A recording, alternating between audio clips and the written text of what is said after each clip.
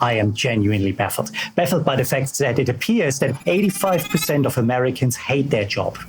And what's even more baffling is that we wholeheartedly believe that it's the job of our employer to fix that. Would it be nice if our employers would listen to this message and maybe do more to make our work worthwhile?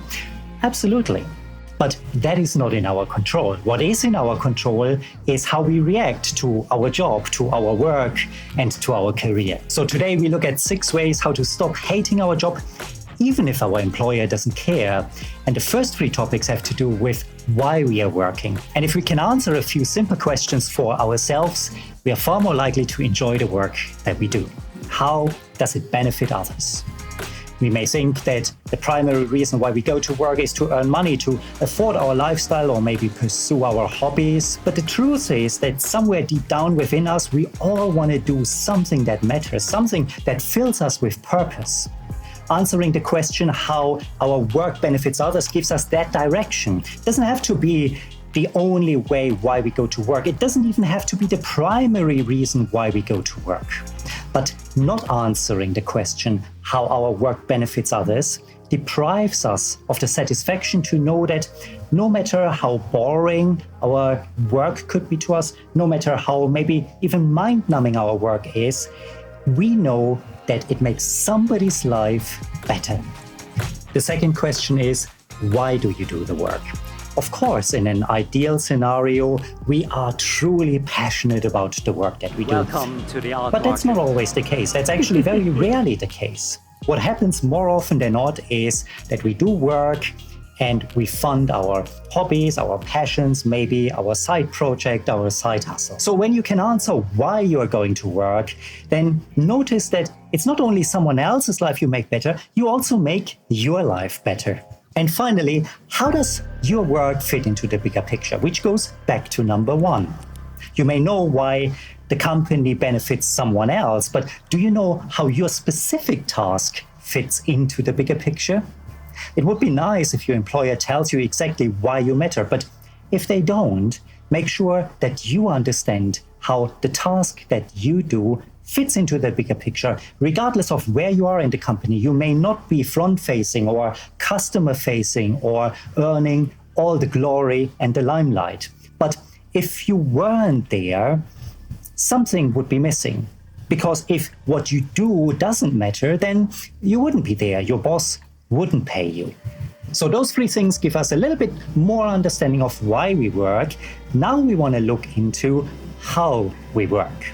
And we start by asking, are we being heard? Do you feel you are being heard? And you may say, well, if I'm not, that's truly the responsibility of my employer, right?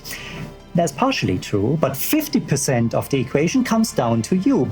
If you speak to a child and they don't understand you, you wouldn't necessarily fault the child. You will try a different route. So are you communicating well in the context of the organization? And if you don't, maybe you try a different route with your boss, with your employees, with your colleagues. Do you grow?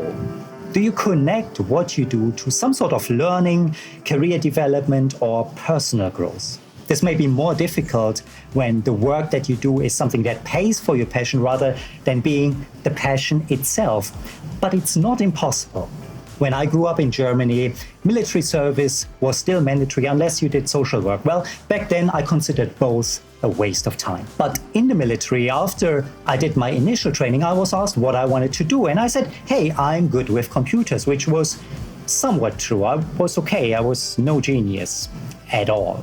But because I said that, I got assigned tasks that over time helped me increase my typing speed enormously, something that still benefits me today.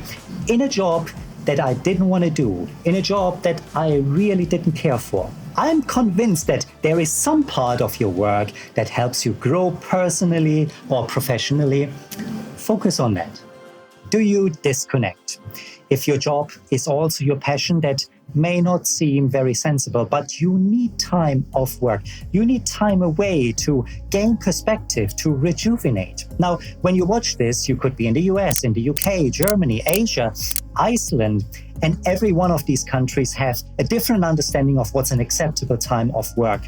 But for you, make sure that at least once a year you go away for more than a week.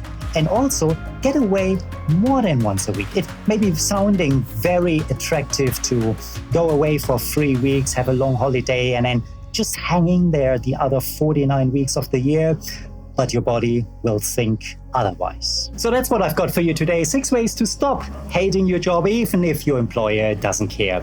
If you like this message, give it a thumbs up, and I will see you in the next one.